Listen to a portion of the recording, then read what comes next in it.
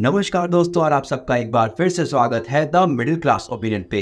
दोस्तों, जैसा कि आप जानते हैं कि बीते कुछ दिनों से भारत और कनाडा के बीच के रिश्ते काफी ज्यादा बिगड़ गए हैं और इन रिश्तों की दरारें दिखनी शुरू हो गई थी दिल्ली में हाल ही में कंक्लूड हुए G20 समिट में, जहां पर Canadian prime minister Justin Trudeau ने अनलाइक बाकी पश्चिमी देशों के लीडर्स की तरह प्रधानमंत्री मोदी से किसी भी तरह की बायलैटरल कन्वर्सेशन नहीं की थी। कहा यह भी जा रहा है कि कैनेडियन प्राइम मिनिस्टर ने होटल ललित में उनके लिए बुक किए गए प्रेसिडेंशियल सीट में रहने से इनकार कर दिया था और अपने निजी खर्चे पर किसी अन्य सीट में ठहरे थे। हालांकि G20 समिट के दौरान दोनों ही लीडर्स ने अपने अपने देश के अहम मुद्दों को उठाया था, जैसे कि भारत ने ये कहा था कि कनाडा में एंटी इंडियन एक्टिविटीज दिन ब दिन बढ़ती जा रही हैं, लेकिन इसके अलावा इन मुद्दों पर G20 समिट के दौरान कोई भी अन्य बातचीत नहीं हुई थी। दोस्तों, आपको बता दें कि भारत और कनाडा के बीच के रिश्ते व्यापार और भारतीय प्रवासियों के कनाडा में रहने से काफी मजबूत हुए थे, लेकिन बात बिगड़नी शुरू होती है कुछ साल पहले, जब कैनेडियन गवर्नमेंट ने सिख अलगाववादी आंदोलन के प्रति अपनी सहानुभूति दिखानी शुरू की थी और भारत से उसके इंटरफेरेंस पे यह भी कह दिया था कि वो कनाडा के आंतरिक पॉलिटिकल मामलों में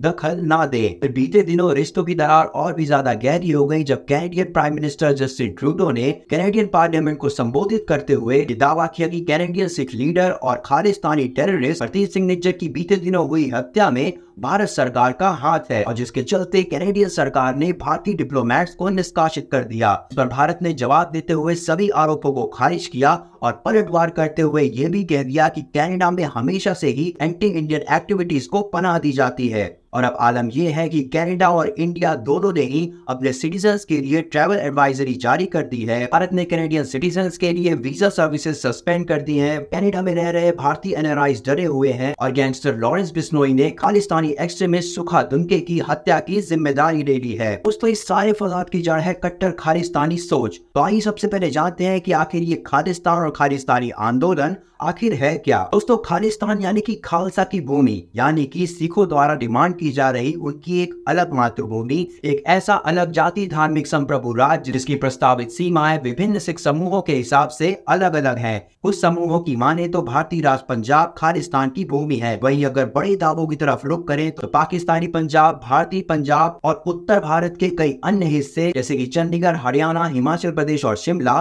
खालिस्तान की भूमि है। और यही नहीं बल्कि शिमला और लाहौर को तो खालिस्तान की राजधानी के रूप में भी प्रस्तावित किया गया है, यानी कि एक तरफ पाकिस्तान, एक तरफ हिंदुस्तान और बीच में ख्वाबों ख्यालों में बसा खालिस्तान। आइए अब थोड़ा रिवाइंड में चलते हैं और ये जानते हैं कि ये खालिस्तानी शब्द आखिर आया कहां से और क्या है इसका इतिहास। दोस्तों, एक सेपरेट सिख स्टेट की मांग शुरू होती है आजादी से करीबन 17 साल पहले, यानी कि 1930 के दौरान, और 1940 में पहली बार खालिस्तान नाम को अपनाया जाता है और भारत में रह रहे कुछ सिख प्रवासियों के पॉलिटिकल व फाइनेंशियल सपोर्ट के साथ सेपरेट सिख स्टेट का आंदोलन यानी कि खालिस्तान आंदोलन भारत के पंजाब राज्य में पनपना शुरू होता है। साल 1971 में भारत और पाकिस्तान के बीच चल रहे युद्ध के दौरान पाकिस्तान खालिस्तान का सपोर्ट करने का वादा करता है, लेकिन हमेशा की तरह अपना मतलब सिद्ध हो जाने के बाद पाकिस्तान अपनी जुबान से मुकर जाता है। फिर धीरे धीरे साल 1990 में आंदोलन अलगाववादियों पर भारी पुलिस कार्रवाई, अंदरूनी कलह व सिख आबादी द्वारा मोह भंग के चलते कोल्ड वॉर की समाप्ति के साथ ये विद्रोह भी ठंडा पड़ने लगता है। इन्हीं सब के दौरान भारत सरकार द्वारा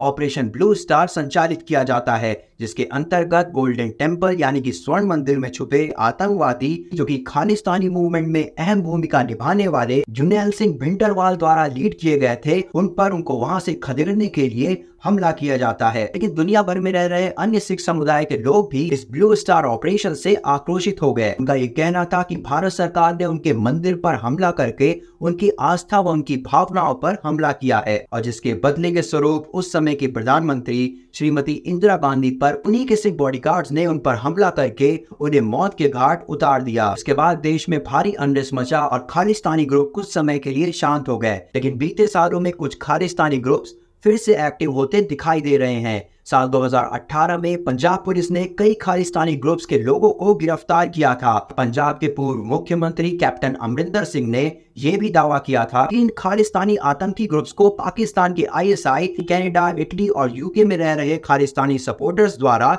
सपोर्ट किया जाता है। दोस्तों, इन खालिस्तानियों को आतंकवादी भी इसलिए कहा जाता है क्योंकि इन्होंने अपने आंदोलनों के दौरान कई सारे मानवाधिकार के नियमों को तार-तार किया है, कई सारे मासूम सिख और हिंदू लोगों की हत्याएं की है, पॉलिटिकल लीडर्स की हत्याएं की है और पंजाब राज्य में अंधाधुंध बम व गोलियों की बरसात करते हुए कई सारी मासूम हत्याएं भी की है। और इन ग्रुप्स ने अलगाववादियों की आड़ में कई सारे बिजनेसमैन और लैंड ओनर्स से प्रोटेक्शन मनी की मांग करनी भी शुरू कर दी थी। वहीं इसके साथ ही साथ डकैती, रेप व इनडिस्क्रिमिनेट किलिंग जैसे कई सारी आतंकवादी गतिविधियों में ये सारे ग्रुप्स के लोग शामिल भी होते थे। दोस्तों, भारत सरकार का ये मानना है कि कनाडा आतंकी मानसिकता वाले खालिस्तानियों को अपने देश में पनाह देता है और इसी कारण से भारत और कनाडा के बीच आज रिश्ते बिगड़े हुए हैं। दोस्तों, अगर कॉन्सिक्वेंसेस की बात करें तो इस टेंशन का सबसे ज्यादा प्रभाव कनाडा के इंटरनेशनल स्टूडेंट्स की संख्या पर पड़ सकता है। दोस्तों, आपको बता दें कि साल 2018 से भारत कनाडा के इंटरनेशनल स्टूडेंट्स का सबसे बड़ा सोर्स रहा है और पूरे कनाडा में लगभग 40% इंटरनेशनल स्टूडेंट्स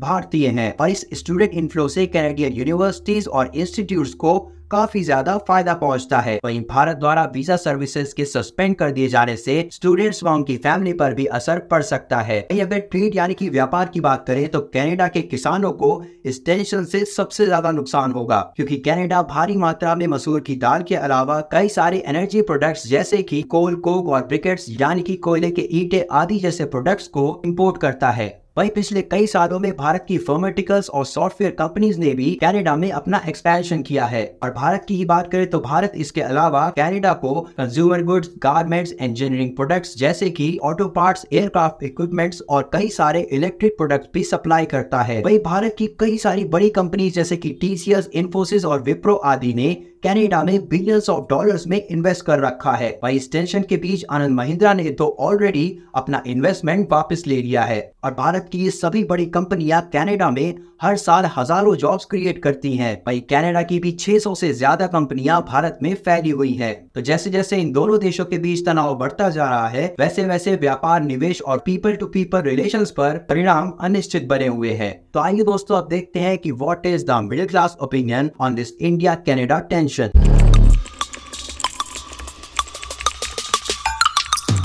दोस्तों, हमें अपने संबंध जरूर प्यारे हैं लेकिन हमारे संबंधियों को भी अपना कर्तव्य भली भांति समझना चाहिए। सिर्फ अपने फायदे के लिए किसी भी हद तक गिरना और अमानवीय आतंकी मानसिकताओं को पनाह देना हमें नामंजूर है। तो वक्त रहते सुधर गए तो ठीक, वरना जय राम जी की, क्योंकि मानवता से बड़ा इस दुनिया में कोई अन्य रिश्ता नहीं है।